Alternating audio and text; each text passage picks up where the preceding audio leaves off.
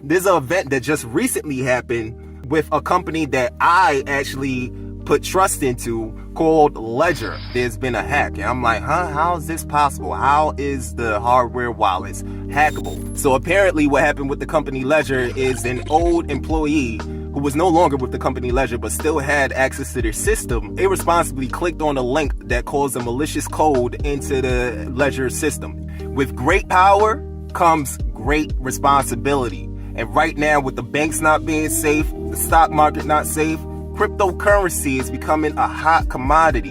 And there is a bloodthirsty power trip to get control of this demand. Welcome to the FreeDem Culture. Here at the FreeDem Culture, I like to discuss current events in the financial sector, this new digital economy, and also breaking down blockchain technology in the most understandable terms possible. There's a lot going on, and we are at the most pivotal times in history. This merge into this digital economy, this wealth transfer. The banks are losing control, and they're doing anything to control that. Right now, cryptocurrency is the wild, wild west, and the strong who survives this ride will be handsomely rewarded. This ride is not for the faint of heart. There's a whole lot of things that's trying to shake you out this game. A lot of scams, a lot of politics, a lot of exchanges crashing. It's like a lot of lack of trust. You know, there's an event that just recently happened with a company that I actually put trust into called Ledger. I might have advertised Ledger a couple of times on this channel. So now, just a couple of days ago,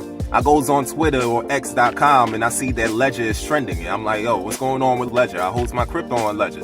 So I digs more into this story and I see that there's been a hack. And I'm like, how is this possible? How is the hardware wallets hackable? Owning a hardware wallet is the most ideal thing to do because there's a saying within crypto that goes, not your keys, not your crypto. Meaning if you have your private keys, all of your crypto on these popular exchanges or any exchanges at all, and it goes down for whatever reason, your crypto goes down with it. Forget about it. Your money's gone. There's no way to help you. So that's why it's important to store your private keys onto a cold wallet offline. Your private keys is meant to be private. Don't give it out to nobody, not even your mother. There's a lot of scams out there. Some might disguise themselves as a customer service rep trying to help you, and they're like, yo, I just need your private keys and I got you, and your money's gone. Don't give out your private keys. I don't care if it's your mother asking you for your private keys. You hold on to that for dear life. So apparently what happened with the company Ledger is an old employee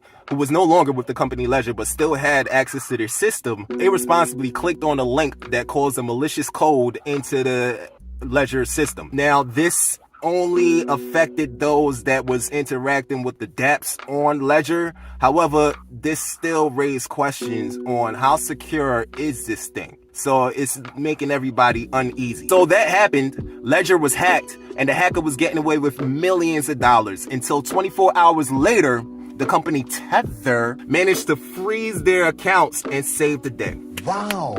Beautiful. Now, I'm all for bad guys paying the consequences and justice being served. However, we're freezing accounts now. You know, the whole very nature of cryptocurrency is about self-sufficiency and self-responsibility and avoiding any bank-like activities like your account being frozen for whatever reason, good or bad. So that rubbed me the wrong way. Like, how are they able to freeze accounts when this is supposed to be a decentralized thing? And on top of that, the company Tether has done it. Now, I've been had smoke with Tether for a long time. In my older videos, I emphasized the suspicion with this company Tether. And one thing about society and life and stuff like that, I hate being gaslit. You know what I'm saying? Like, people making it seem like it's not a big deal when I see all kinds of big deal. There's all kinds of red flags with this company Tether. USDT has also avoided 8 financial audits by the IRS, and they claim that every Tether is backed by $1. Yet, what's the dollar backed by? Nothing. So what I'm trying to say is that when the bond market fails, I think Tether is going to fail, and it might even bring Bitcoin down. Stable coins are supposed to be backed by something. And for some reason, this company manages to dodge audits almost every year. You know, now, I don't want to scare nobody out of the game or nothing like that, but there's a main reason why I'm not heavy in Bitcoin, because there's a lot of questions that need to be answered. And a lot of bigwigs are constantly just ignoring it like it's not a big deal. And you cannot service the debt with more debt. And I think that's really what's going on here. What's also interesting, and I'd like to share this with you, Andy, is that when nobody wants to buy those bonds, the US has no choice but to buy up their own bonds and their own debt. Now, this is what's interesting.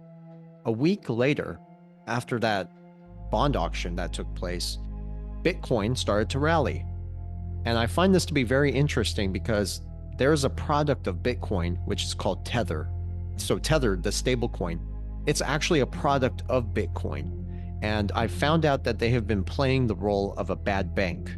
Now, this is where it gets interesting. Tether is one of the largest buyers of US bonds. And I find that to be absolutely interesting because nobody wanted the bonds. Then they've been using stable coins to buy up those bonds. That's what's happening. The US government is buying bonds through stable coins, which is again a product of Bitcoin. Then we see the surge of Bitcoin. Bitcoin gets sold and the cycle continues. You feel me? So to me, it's just raised so many red flags.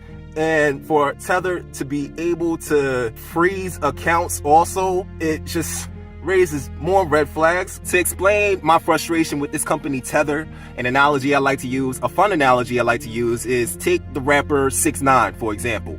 This rapper was just so famous, you know what I'm saying? Hit the billboards and all of that, and his gimmick was just being highly illegal in plain sight, getting away with all kinds of things, getting away with murder.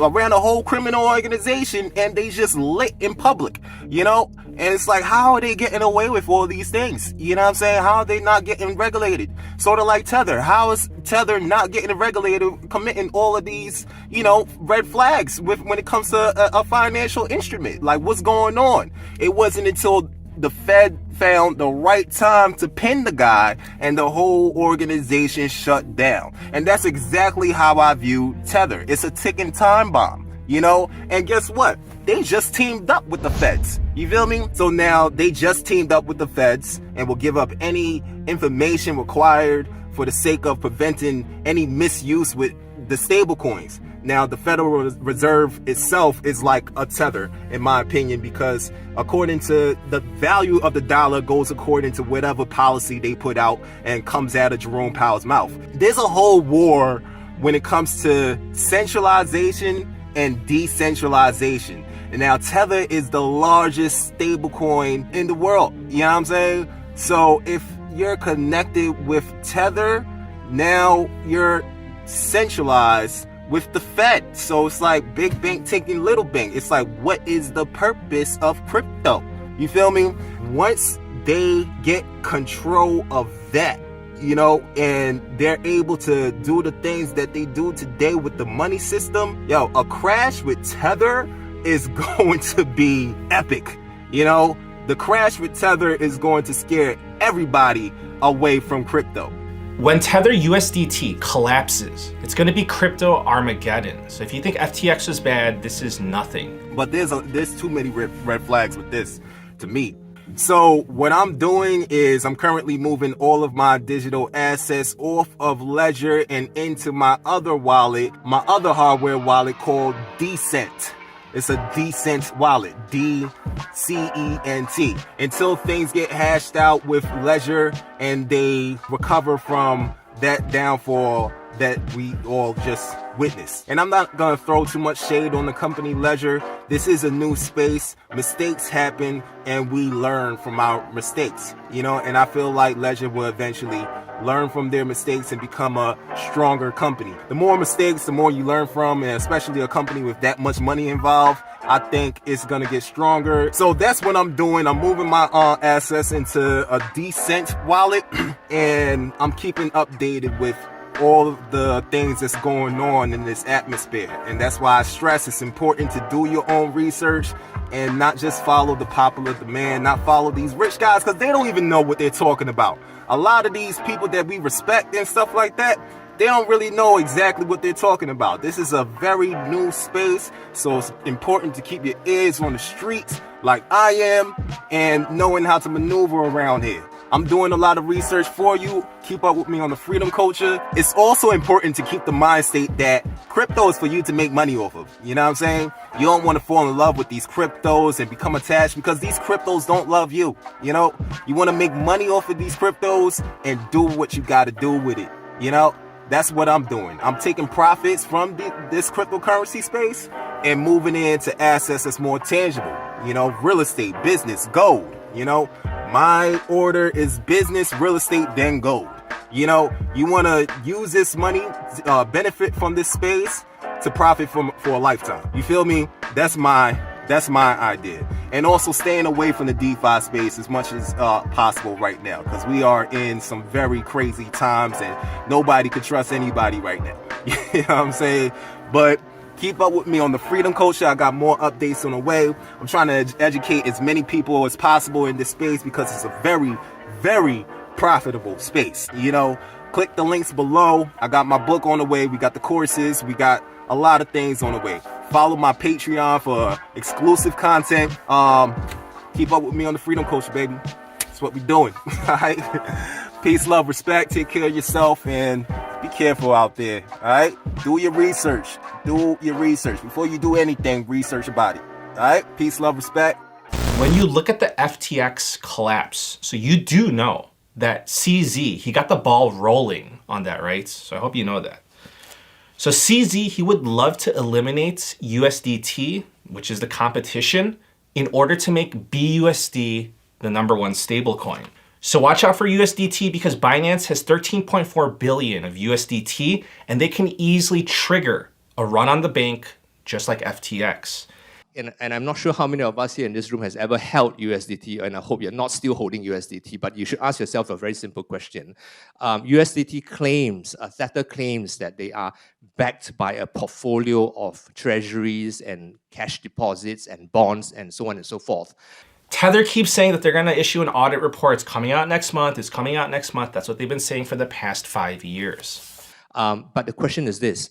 Can anyone identify the document that says that if I bring a USDT to court, the judge is going to be able to enforce my claim against that portfolio of assets, right? As of today, I have not actually come across any such documentation. When Tether USDT collapses, it's going to be crypto Armageddon. So if you think FTX is bad, this is nothing.